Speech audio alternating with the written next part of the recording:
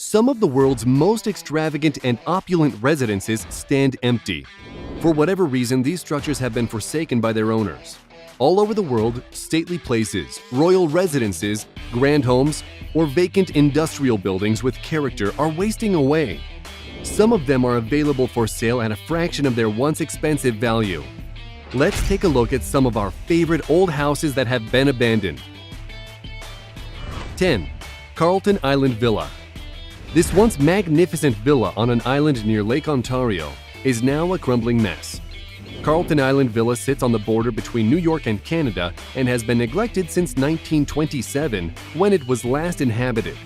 The once beautifully grand mansion was built in the 1890s. It was built to be a vacation home for William Wyckoff, a businessman whose fortune came from selling the typewriter to Remington & Sons, an arms manufacturer. Sadly, Wyckoff's wife died a month before the mansion was finished being built. Then, Wyckoff himself died of a heart attack on his very first night in the house.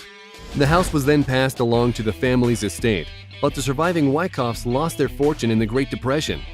Later, General Electric owned the house and intended to use it for a company retreat location. But the string of bad luck for the mansion continued, and GE abandoned those plans when World War II began.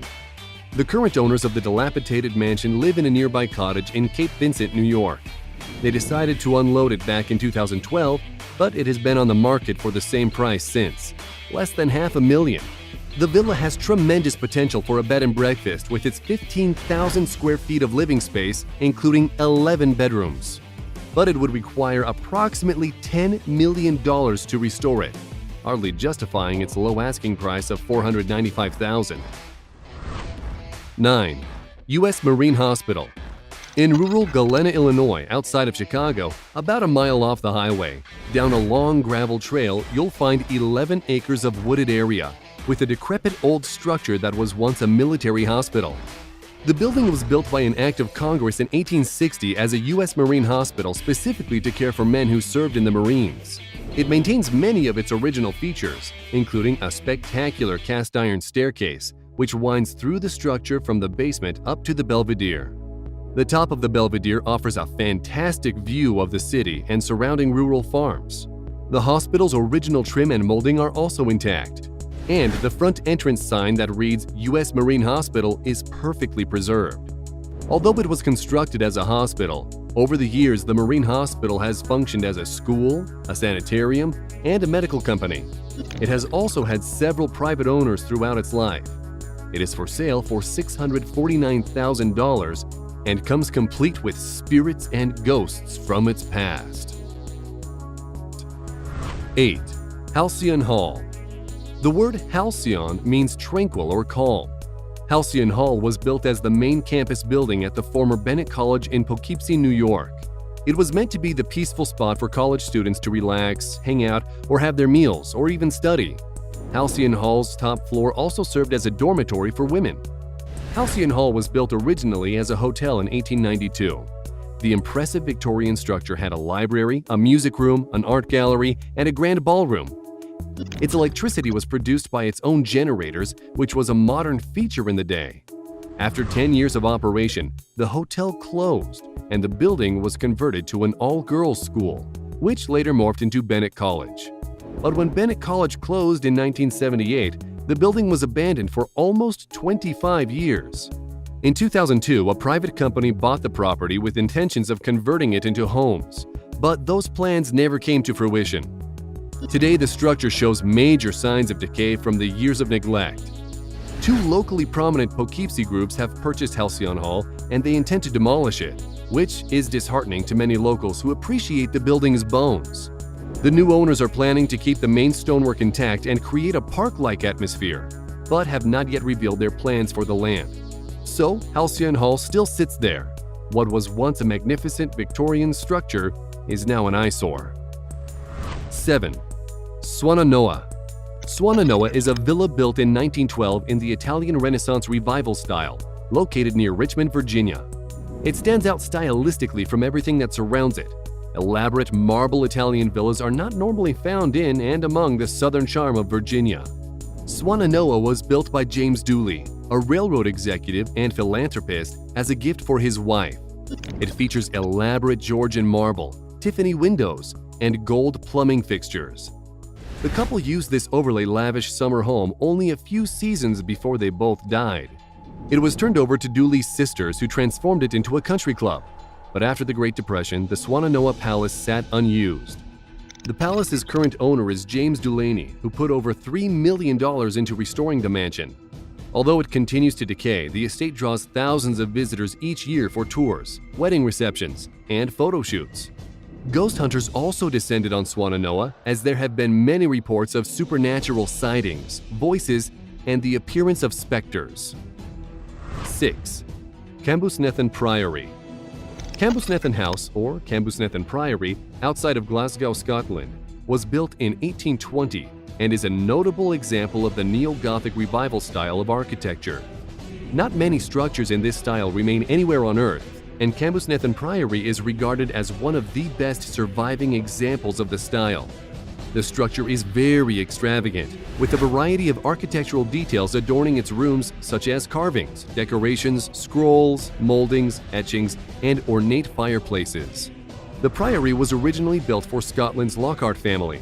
Their coat of arms is carved above the main entrance and also appears on all the balustrades of the main staircase.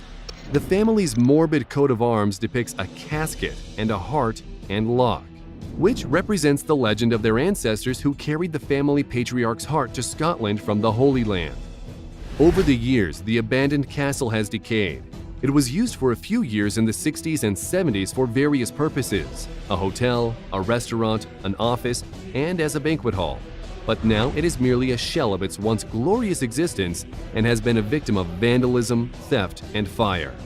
It has been deemed a building at risk by the Historic Environmental Scotland organization, and a group called Friends of Cambusnethan Priory has been established to raise funds and organize the restoration of the building. 5. Bamboo Palace. The former president of Zaire, now the Democratic Republic of Congo, Mobutu Sese Seko, used close to $100 million of his country's residents' money to build Bamboo Palace. Commonly known as Versailles in the Jungle, Bamboo Palace was built in the 1970s as a result of government corruption and misappropriation of funds. The palace was loaded with paintings by Monet and Renoir, ornate Louis XVI furniture, Carrara marble, and gold-gilded moldings. Expensive chandeliers hung in almost every room, and other extravagances lined the hallways. Mobutu built a 5-star hotel on the property with 4 large swimming pools, a nightclub, and a bar with the top vintage champagnes, wines, and spirits to entertain visiting dignitaries. An international airport was also built nearby so that he could charter a Concorde for shopping trips to Paris with his wife. Mobutu was ousted from his presidency in 1997 after having embezzled $15 billion. He fled to Morocco, where he died within a year. After that, the Bamboo Palace was looted and all its valuables were stolen or destroyed. The once magnificent structure is now abandoned and overgrown with jungle plant life. 4. Winterbourne Mansion. Winterbourne Mansion is owned by Paxton Pickrell, who grew up in the house in suburban western Maryland. It was built in 1884 by a Civil War veteran who had been shot 4 times in battle. Pickrell had the mansion on the market for $895,000 and was trying to sell it for more than 5 years. It has fallen into a state of disrepair, with shutters missing, overgrown ivy, the porch leaning to one side. Trees are overgrown, and there's cracking paint. He is hoping that a buyer will see its potential. It sits on 9 acres of forest area next to a lake, located minutes from Interstate Route 270. It boasts Queen Anne architectural details and has a deep connection to American history. 3. Selma Mansion. A historic plantation house exists in Leesburg, Virginia, and sits on over 200 acres of land and dates back to 1700. Selma Mansion had burned down in the late 1800s and was quickly rebuilt in 1902. The builder, a local Leesburg man, Elijah White, employed the local woodworkers who were known for their exceptional work, which adorns the Selma Mansion's glamorous rooms. Over the years, prominent families lived and entertained in the 20-room elegant house until the early 2000s. The house had been sold in 2002 but was neglected for 16 years. It had started to deteriorate, with cracks forming in exterior walls, paint peeling, weeds and overgrowth taking over both inside and out.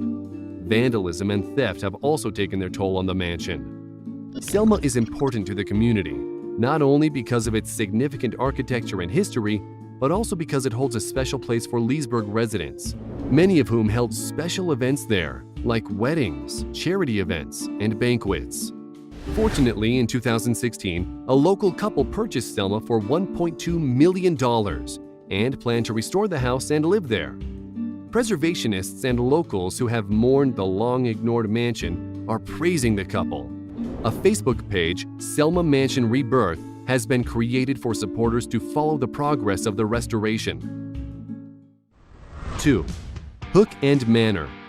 Built in 1580 for the Bishop of Reading in Oxfordshire, England, Hook End Manor is a 10-bedroom house with a long, storied history, including it having served as a mental asylum.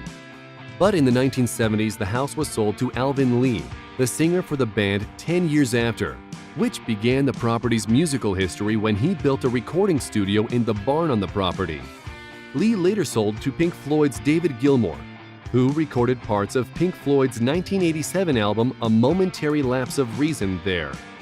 West Side Productions of Madness and Morrissey fame ran the recording studio in the 80s.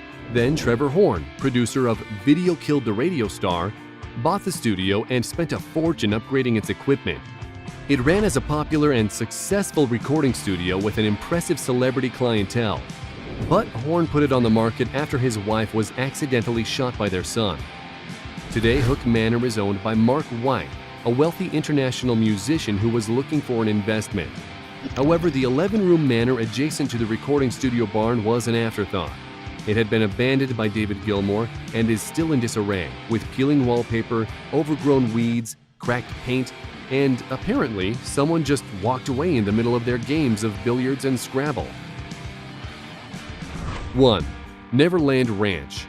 Well known as the home and private amusement park of Michael Jackson, Neverland Ranch is currently on the market for 70% of its original price, at $31 million. The 2,700-acre ranch features the main residence with 5 bedrooms, 8 bathrooms, 2 guest houses, a lake, a movie theater, a tennis court, a pool, a barn, and separate residences for the staff.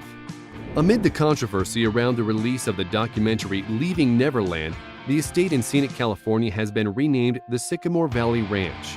If you're interested in purchasing it, you have to undergo severe scrutiny and pass extensive pre-qualification.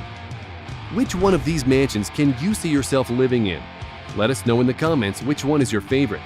If you enjoyed the video, don't forget to like, share, and click the subscribe button to turn on notifications so you don't miss any videos. Thanks for watching. See you next time.